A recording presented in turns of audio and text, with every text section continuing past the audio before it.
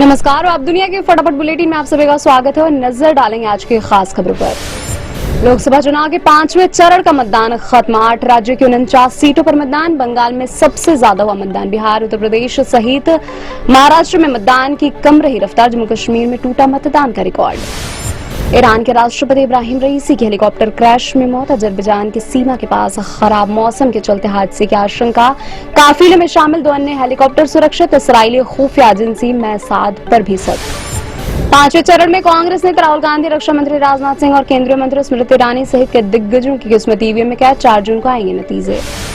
Gujarat police के आतंकवाद निरोधी दस्ते ने कहा, अहमदाबाद के सरदार वल्लभ भाई पटेल हवाई अड्डे से इस्लामिक स्टेट के 4 आतंकवादियों को गिरफ्तार किया गया है। चारों श्रीलंकाई नागरिक हैं।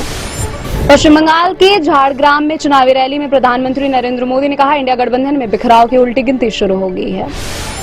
केंद्र शासित प्रदेश लद्दाख में सोमवार को 4 तीव्रता का भूकंप आया। अधिकारियों ने कहा, फिलहाल किसी के हताहत होने या नुकसान होने की कोई सूचना नहीं। भूकंप सुबह 5:49 पर महसूस किया गया, जिसका केंद्र लेह में 10 किलोमीटर की गहराई में था। मध्य प्रदेश के पूर्व मुख्यमंत्री और कांग्रेस नेता दिग्विजय सिंह ने कहा, इंडिया गठबंधन को ठीक वैसा ही समर्थन मिल रहा है जैसा कि 1977 के चुनाव में जनता पार्टी को मिला था। कहा, इंडिया गठबंधन के समर्थन में 1977 जैसी लहर।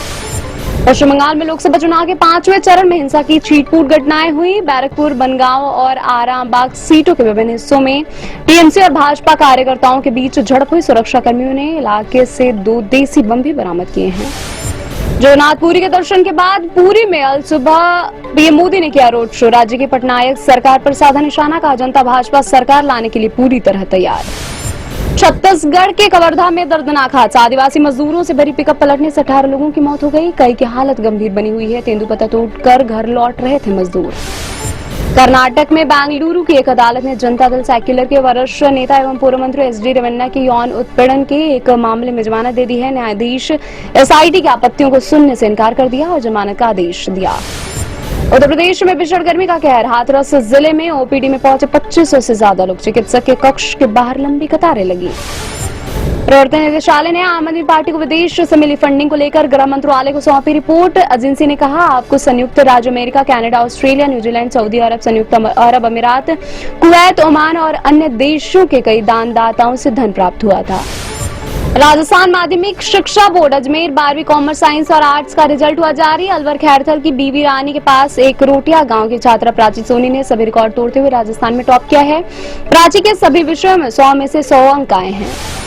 नाबालिगों से सामूहिक दुष्कर्म और उसे भट्टी में जलाने के 2023 के मामले में भीलवाड़ा की पॉक्सो अदालत ने 2 अभियुक्तों को मृत्युदंड की सजा सुनाई है। लोक अभियोजन ने बताया, इसे अदालत ने दुर्लभ से दुर्लभतम मानते हुए दोनों दोषियों कालू और कान्हा को मौत की सजा सुनाई है। मध्य प्रदेश में कांग्रेस को लोकसभा चुनाव की काउंटिंग में गड़बड़ी की आशंका। चुनावी एजेंट को ट्रेनिंग देगी पार्टी। बोले कमलनाथ, छिंदवाड़ा की जनता गद्दारों को सबक सिखाएगी। बोले पीसीसी चीफ, नतीजे चौंकाने वाले होंगे। चारधाम यात्रा का ऑफलाइन रजिस्ट्रेशन 31 मई के लिए बंद कर दिया गया। श्रद्धालुओं की बढ़ती भीड़ के चलते यात्रा व्यवस्थाओं के मद्देनजर फैसला लिया गया। सीएम धामी ने इस संबंध में आवश्यक दिशा निर्देश भी दिए हैं।